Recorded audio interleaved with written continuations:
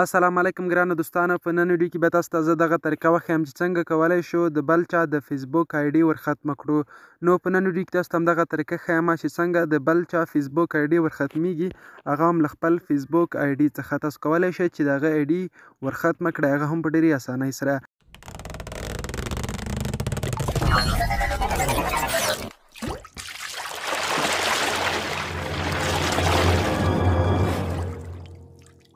نو راځئ تاسو ته په نن ویډیو کې دغه طریقه ښیم. د دې لپاره به تاسو راشئ خپل د فیسبوک آی ډي ته او بیا به راشئ خپل دغه د فرینډ لیست ته، او په دې کې زه اوس راځم خپل ملګری را پیدا کوم او بیا تاسو ته ښیم چې څنګه کولی شو موږ د هغه دا آی ډي ورختمه کړو.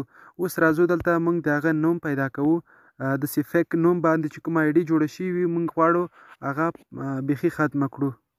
دلته مې دغه ملګری را پیدا کړو. اوس غواړم چې دغه آی ډي ورختمه کړو. د مینې ژوند په نوم آی ډي ده او دا بالکل فیک آی ډي ده.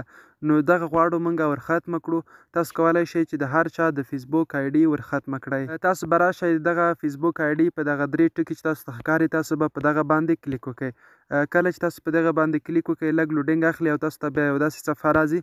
په دې کې به بیا تاسو راشئ دغه فایند سپورټ آر ریپورټ، په دې باندې به تاسو کلیک وکړئ. فایند سپورټ آر ریپورټ په دې باندې به تاسو یو کلیک ورته واخلئ او په دې کې به بیا تاسو راشئ، یعنې دا کومه غلطي لري دغه آی ډي، نو موږ ورته وایو چې دغه نیم چې دی دغه فیک دی. تاسو ته ښکاري په دې ځای کې دغه فیک نیم او فیک اکاونټ یې لیکلی دی، خو موږ غواړو دغه د فیک نیم ریپورټ ورته وکړو چې دغه نوم چې دی فیک دی. تاسو ته خپله معلومات کېږي د مینې ژوند په نوم آی ډي وه، نو دغه بالکل فیک نوم و. نو راځو په دغه فیک نیم باندې کلیک کوو او بیا راځو دلته په اول سر کې تاسو ته ښکاري چې دلته تاسو ته لیکلی دي فیک نیم. We use your Facebook to help our system learn when something is not right. نو دلته به تاسو په همدغه فیک نیم باندې کلیک وکئ او بیا به تاسو راشئ. کله مو چې دلته کلیک واخیسته او بیا به له هغې نه وروسته تاسو راشئ په اخر کې یو اپشن دی دغه د ډن اپشن. کله هم چې تاسو په دغه د ډن اپشن باندې کلیک وکړئ نو دغه آی ډي چې دا دلته راپورټ ورته کیږي او په 24 ساعتونو کې دغه آی ډي له فیسبوک څخه ختمیږي. یعنې په 24 ساعتونو کې دننه به دغه آی ډي له فیسبوک څخه لیرې شي او دغه به ختمه شي. نو فیسبوک پخپله هم د دې په لټه کې دی چې فیک اکاونټونه چې د چا دي هغه ختم کړي. 2 کاله وړاندې فیسبوک 4.5 میلیارده فیک اکاونټونه له فیسبوک څخه ریموف کړل.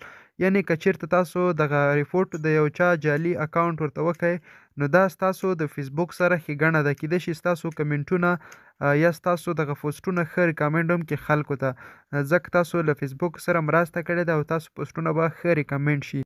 فیسبوک پخپله غواړي چې دغسې فیک اکاونټونه له منځه یوسي.